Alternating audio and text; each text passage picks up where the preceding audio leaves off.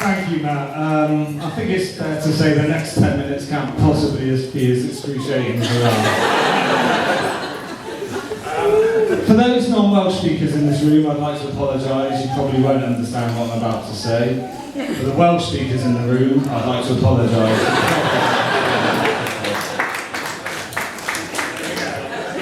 Helo pawb, fas y sian o fi yn lecio diolch i'r ci am fod yma hefo ni heddiw.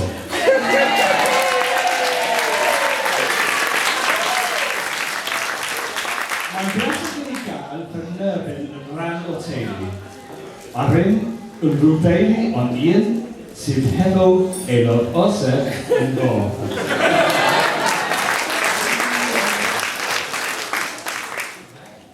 Dwi isi o diolch i'r ci John a Margaret am fod mor glen i mi. A ddim ond heddiw ond i mi gyffarfod Sian.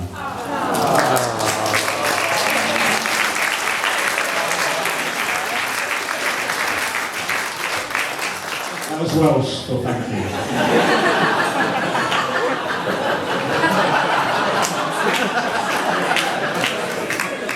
Thank you all so much for coming today. It means a huge amount to Sian. I know a lot of you have had horrific journeys up here, 7, 8, 9 hours even maybe. But I think special mention should go to Aid. Where's Aid? Oi. He's come all the way from Portugal.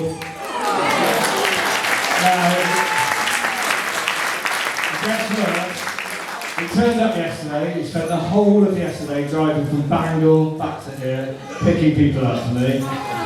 Then, to add insult to injury, we forgot to put them on the table names.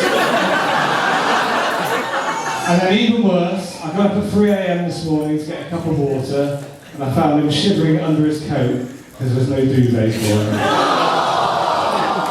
Right, you okay, mate? What have you brought me in? I think it's fair to say, I'll be honest, when we first sent out the invite to everyone, we kind of assumed quite a lot of you wouldn't come. The natural attrition rate was a lot lower than we expected. When we finally tallied up the numbers, Sian said she was going to be humbled. I said I was going to be terrified. And John said he was going to have to come out of retirement. And on that note, I would like to say, genuinely, thank you so much to John and Margaret for their generosity today, but also for the last 7 years. It really is greatly appreciated.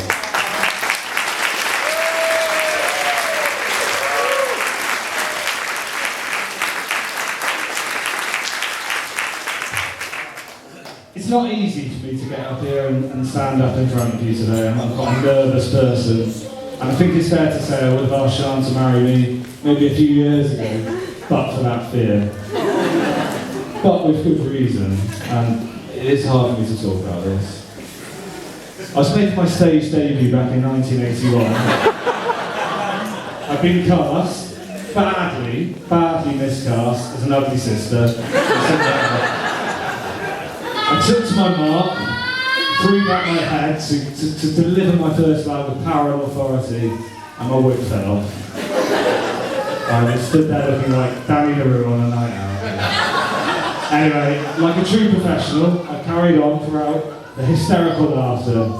But I promise you this, people, there'll be nothing hysterical about today's performance.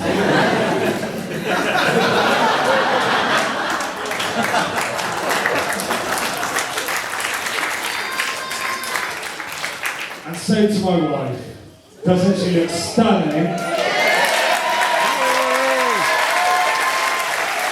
Absolutely stunning in a non-wedding dress. Pretty and beautiful, what more can a man want? In all seriousness, I know it means a great deal to both of them for Sian to be wearing that dress today. You do really look top class.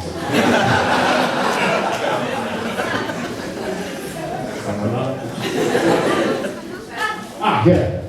Now is the time when it's traditional for a groom to reel off a couple of heartwarming and amusing anecdotes about his bride.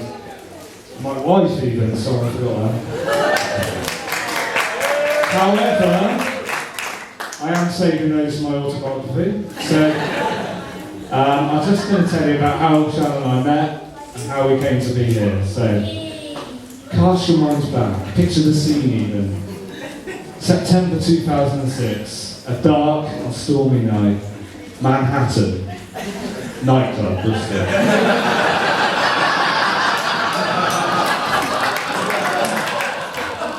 A young graduate, just 28 years old, sipping her lager nervously. PhD completed, she really wants to party. In walk two young, handsome, successful businessmen. Realising their mistake, they walk out, holding the door open for near the night establishment. We ordered our usual round, a pint of real ale and a tequila chaser, which I distinctly remember paying for. And then, buoyed by our purchases, we hit the dance floor to try out our new routine. Well, unsurprisingly, we were soon surrounded by women, as is our way. Nothing unusual there.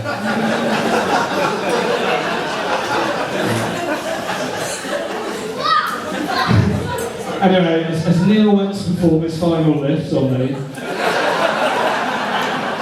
I looked down upon the throngs of women, and one lady caught my eye.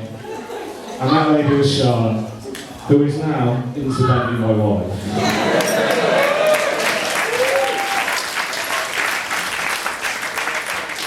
Anyway, we talked, we chatted, we danced, and then we swapped numbers. Unfortunately, I lost her number and any recollection of getting home. It's that sort of night, I think. Anyway, 2 weeks later, in the early hours of Saturday morning, I got a text from her asking me out for a drink. Once I got over my absolute fury at being woken up, I was a happy man.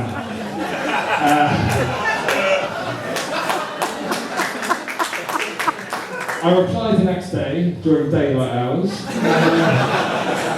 and we arranged to meet the next Thursday. She was late. If only I knew now what. Anyway, so we had a quick drink, and I remember she said, I've got 2-for-1 cocktail vouchers. And to be honest, I've never seen a purse so full of vouchers and reward cards. Absolutely unbelievable.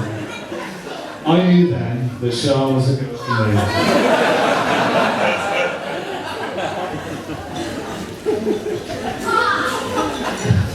Anyway, from then on, to be honest, our lives were a roller coaster of unbridled passion.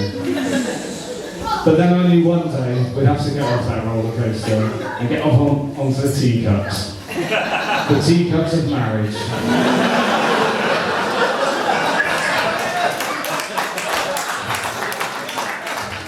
Less exciting, but apparently I've heard a not unpleasant ride. I didn't hear that from Doug, though. Horrendous divorce. So I decided to propose. Before I could propose, I needed to ask John for Sian's hand in marriage. Yeah, I've got to be honest, I've never seen so much relief on a man's face. And you know what? He said to me those beautiful words. He said to me, Tim, I'll be glad to get rid of them.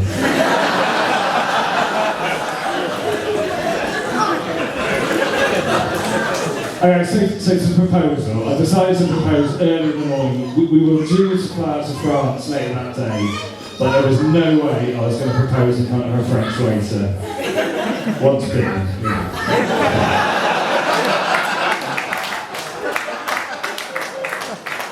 So, I crept out of the bedroom at 5 AM, and ignoring our excellent en-suite facilities, I went down to the front room and started lighting my big bargain bumper packet of tea lights.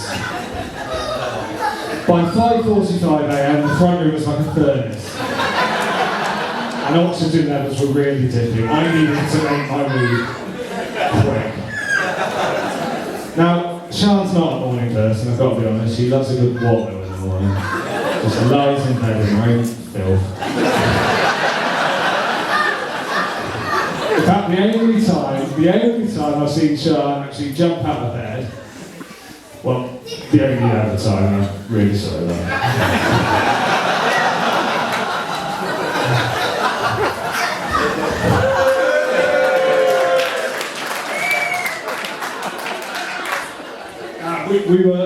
We almost missed our one and only chance to see sunrise at Angkor Wat.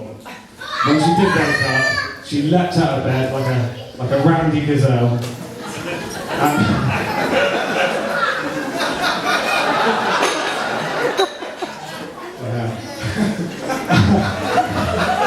And we cycled up all the way to the temples. I remember lagging behind, looking on in horror, and she overtook a taxi and a tuk-tuk at the same time.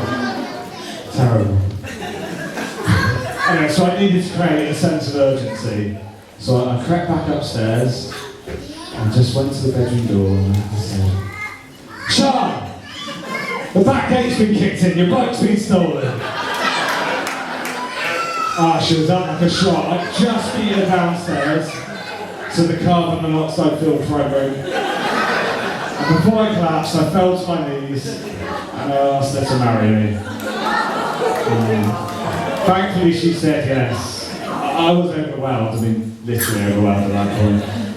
And I managed to crawl around on my hands and knees and extinguish those two lights. Anyway, I must mention now, some of you may know that I recently broke my collarbone.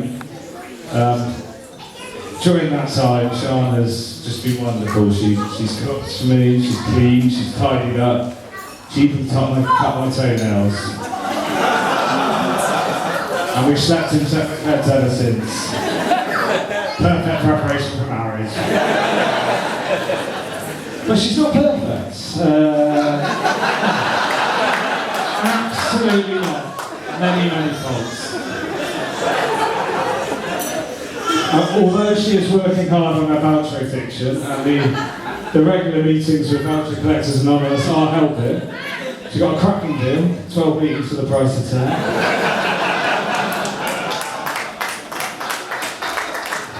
You know, it wasn't so long ago that she cycled a 10-mile round trip to use a £5 Argos voucher that's due to expire at midnight.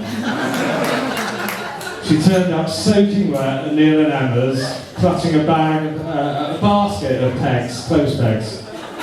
Never going to use them.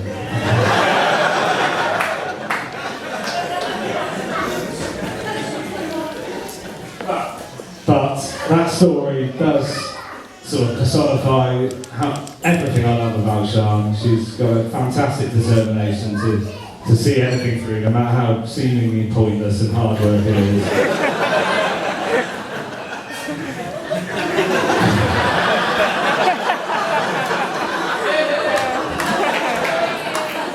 If anyone doesn't take these, in these are individually wrapped daffodil bulbs, individually wrapped mints, folded things, all bagged together by Sian. That's been,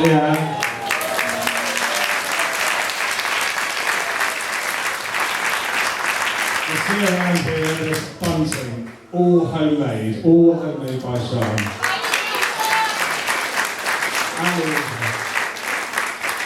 But, gotta be honest, I waited 5 months for you to sew that button onto my work trousers. And suddenly you've got the time to create a modern day bio tapestry.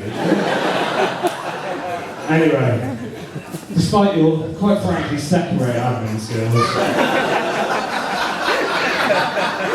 I'm honoured to call you my wife.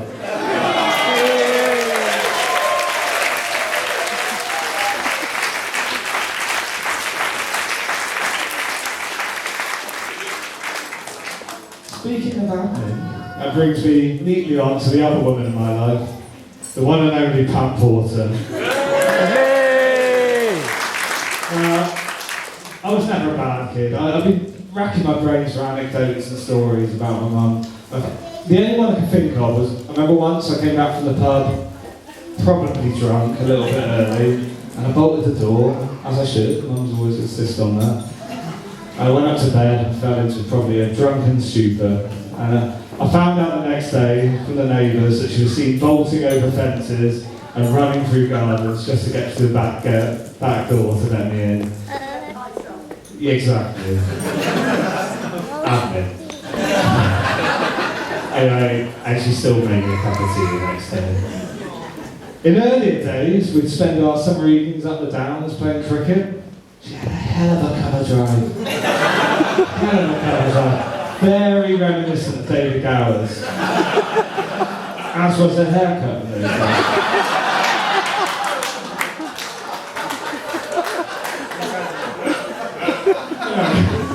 I remember once, this is for Henry by the way, I remember once we stopped off in the shops on the way home for a couple of overs, as I do really Mum. We've forgotten the bat, and you know, she's here, 165 not out of a stick of rhubarb.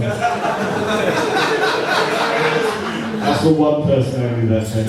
Anyway, after cricket, my attention's turned to golf, and we used to play countless rounds of pitch and putt at Ashton Court. She had a wonderful short game, very reminiscent of Colin Montgomery. Again, the same hair.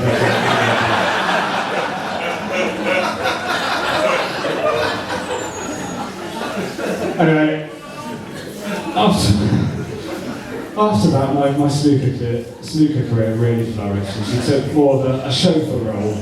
You know, ferrying me from pubs and clubs of Bristol, where I applied my trade as a snooker player.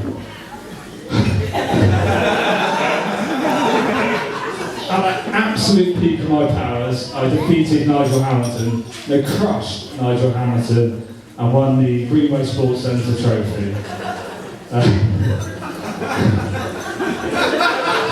I got really tired. Can't remember where this is going. I think the point of all that was to say, there's more than this. There's more.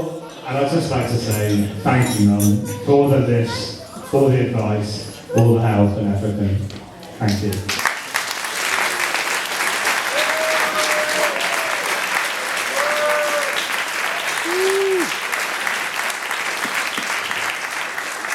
Right, this is the easy bit, I think. A few points of order.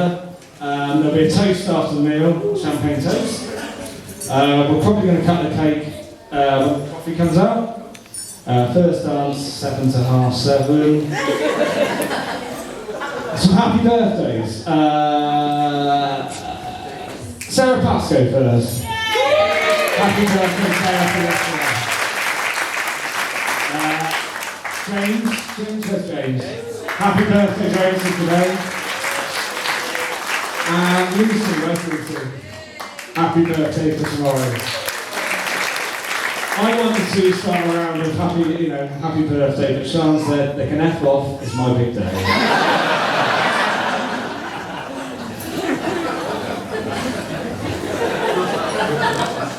Thank yous. Finally, some thank yous. So, first big thank you is to Abby. Where's Abby? Abby decorated the cake, and I think you'd all agree, it looks absolutely fantastic. Thank you.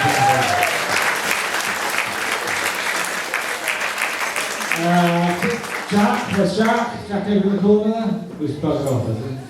Is that Jack? Thanks for doing the music. Sorry, you're listening.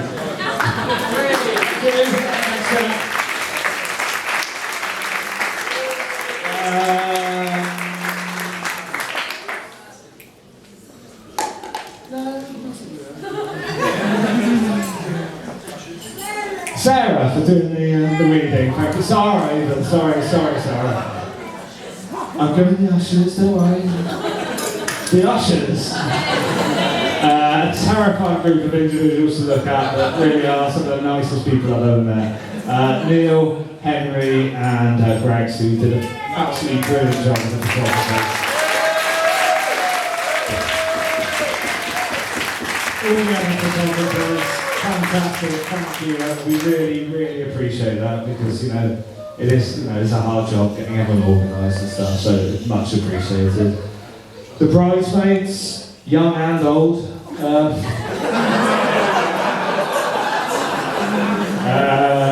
So we've got Emily, Sophie, Nell and Megan, the young flower girls, and of course, who can forget Karen and Hannah, the more seasoned pros.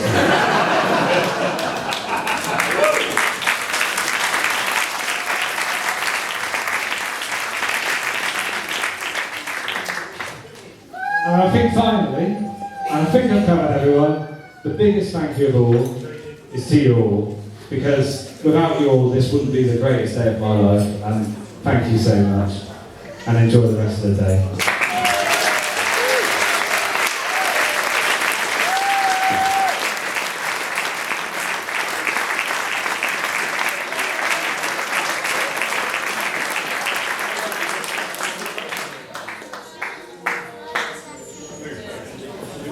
Has anyone got a green S-Reg polo? No? It might be a walker. They left their headlights on in there. Someone's left their headlights on in the car like that. Yay!